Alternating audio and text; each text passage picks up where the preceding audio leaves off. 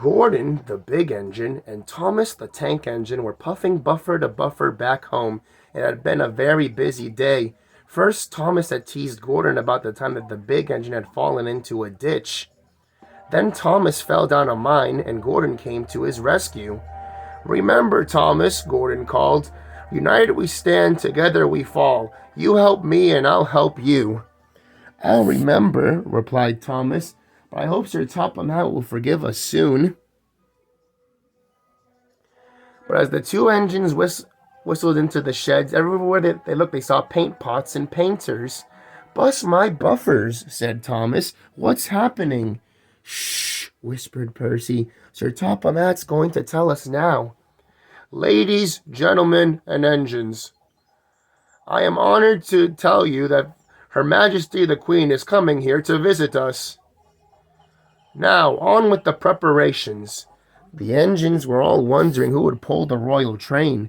"I'm too old to pull important trains," said Edward sadly. "I'm in disgrace," sighed Gordon. "He'll choose me, of course," boasted James. "You," snorted Henry, "you can't even climb hills."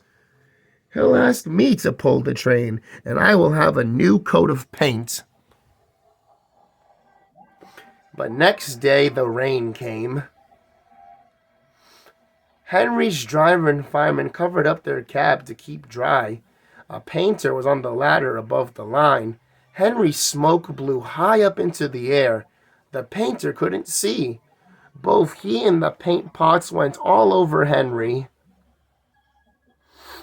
Poor Henry. "Well, you're not a pretty picture," sneered the painter. Sir Topham Hatt came to see what had happened. "You look like an iced cake, Henry. That won't do for the royal train. I'll have to make other arrangements." Gordon and Thomas came to see him. "Please, sir." "One at a time," said Sir Topham Hatt. "Yes, Gordon?" "Can Thomas have his branch line back again?" I see that you are both very sorry and deserve a treat. So here's what we'll do. Edward will go in front to clear the line. Thomas will look after the coaches, and Gordon can pull the train." The great day came. All the engines were very busy getting themselves prepared. Thomas was shunting all the coaches into the yards.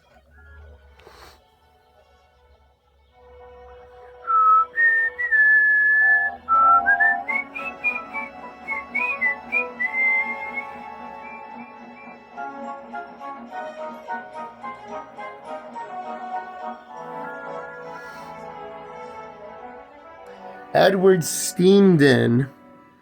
"Peep, peep, the Queen is here."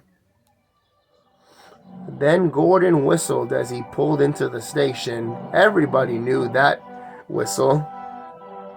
The Queen's train glided into the station. Gordon was spotless and his brass shone brightly.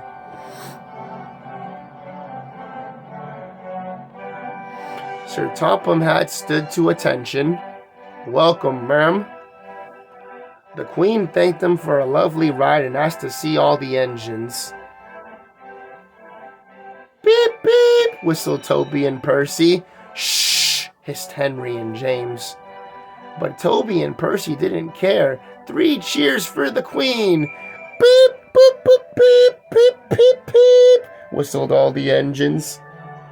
Then when it was time for leave, the Queen thanked Thomas for fetching the coaches, and then to Edward, and finally to Gordon, who took her away. No engines ever felt prouder than those on Sir Topham Hatt's railway.